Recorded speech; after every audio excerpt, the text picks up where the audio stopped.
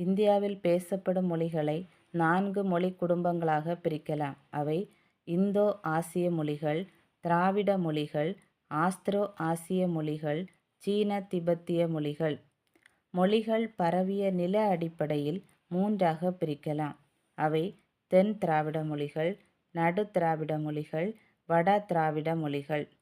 Tamil, Kannada, Malayalam, Kodagu, Tulu, Kota, தோடா, கொரகா, இருளா இவை தென் திராவிட மொழிகள்.